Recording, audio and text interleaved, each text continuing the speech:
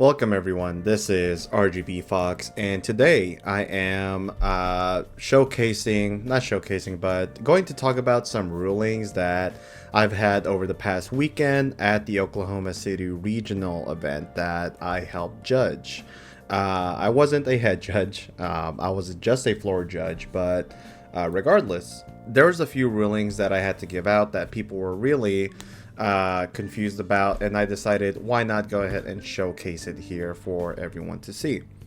Some of these rulings should be known already, but a lot of people confuse them, and so I'm here to hopefully help out, right?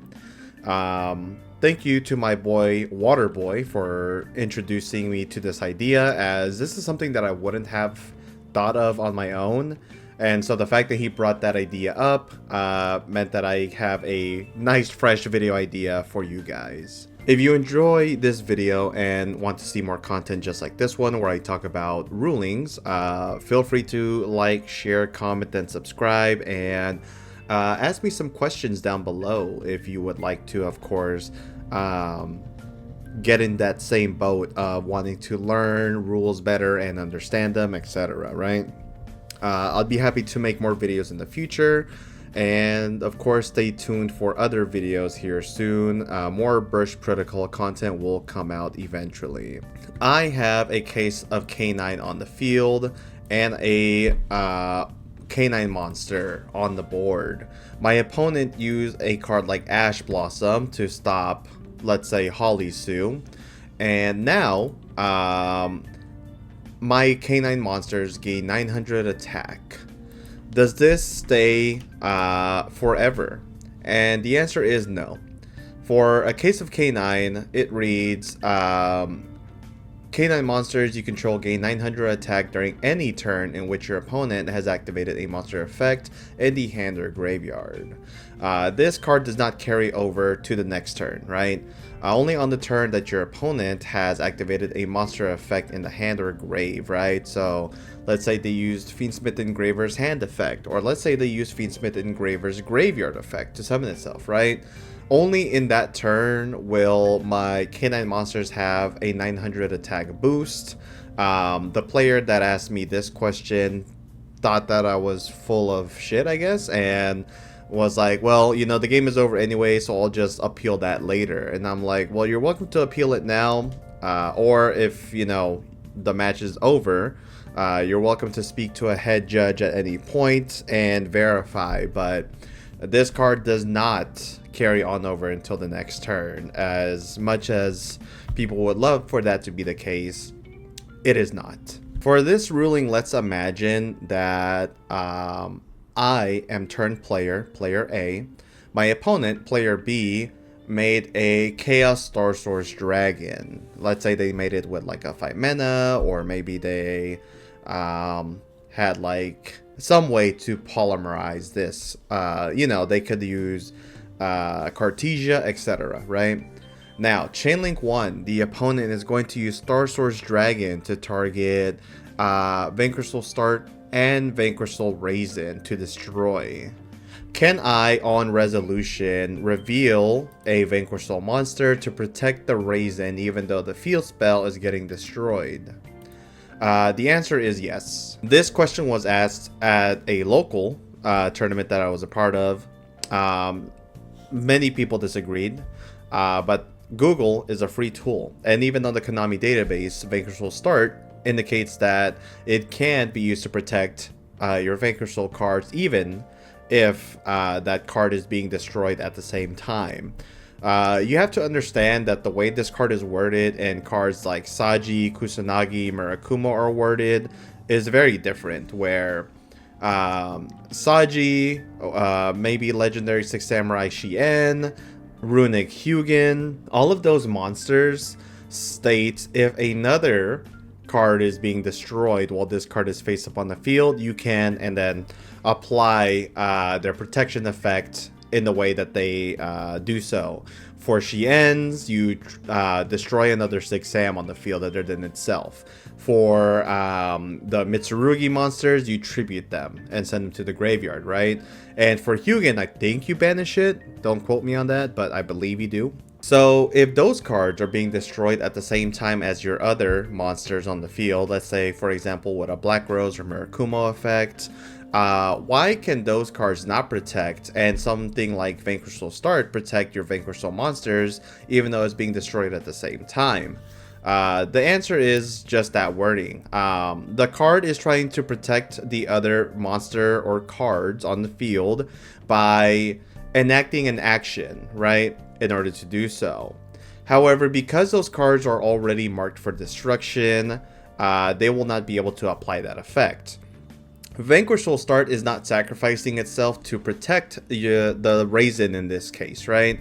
It's just stating that you can reveal in order to protect, and even though this is being destroyed at resolution, you can still apply this effect. This is the same reason why Fire King Sanctuary can protect your Fire King Island, even though both of them are being destroyed at the same time with, let's say, a Lightning Storm, a Harpy's Feather Duster, what have you.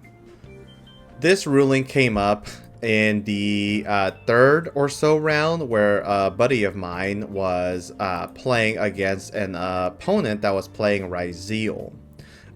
So the question for player B was, can my opponent activate a defense position monster's effect while Bagooska is face up on the field in defense mode? The answer is yes. Bagooska just negates the effects of the monsters who were in defense position on the field when their effects have activated, right?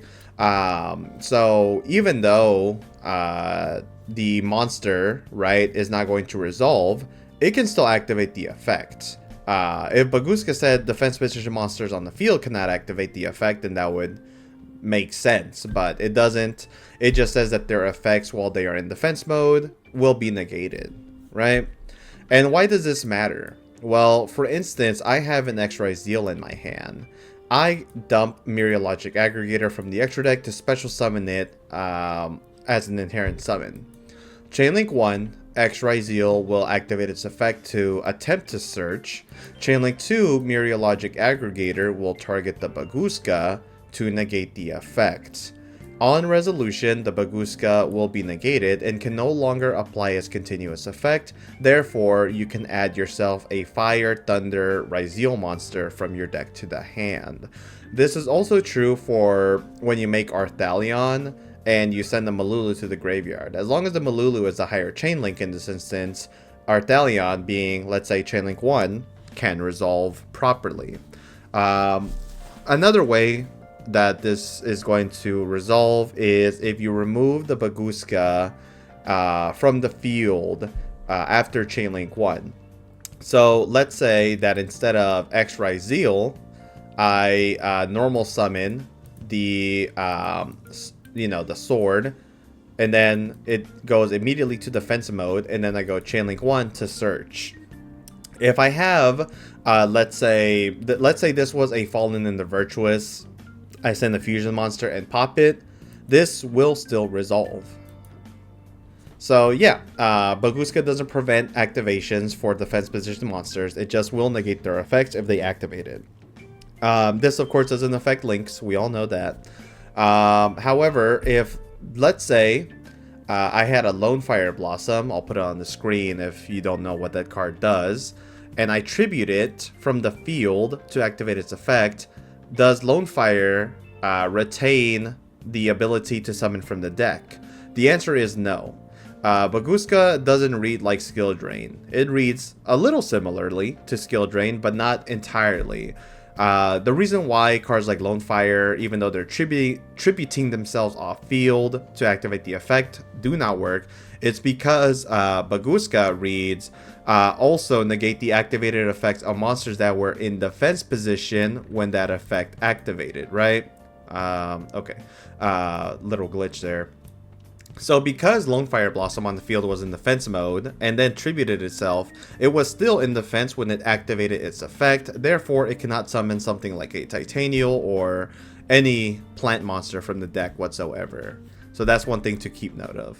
Now this one is an interesting one. So let's say earlier during the turn, I, as player A, activated the effect where it says, If you fusion summon a Lunalight monster, you can add a poly back from graveyard or banishment to your hand, then you can discard one card, and if you do, if you fusion summon a Lunalight monster this turn, you can also banish monsters from your graveyard as material, right? Let's say I triggered that effect after I summoned, for instance, let's just send these two for reference. Perfume Dancer, and I trigger that effect, I discard a Wallows. Let's say later on during the turn, I put back the Masquerade to my hand and special summon out Yellow Martin. Can I then activate Poly to fusion summon using, let's say, the Yellow Martin and my Gold Chick, right? Kaleido Chick, I should say. Gold Chick is a different monster.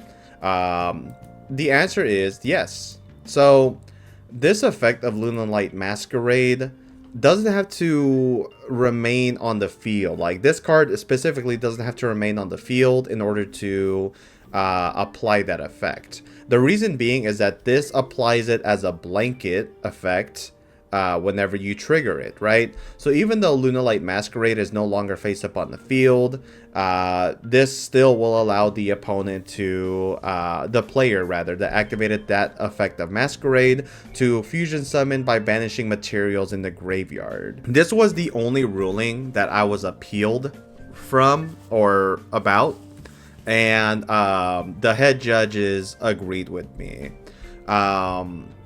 Yeah, this just applies. So even though it got sent back to the hand and then later activated or just kept in the hand, you can still poly and banish, okay? Now this ruling applies to monsters that are unaffected by other monster effects or card effects, right?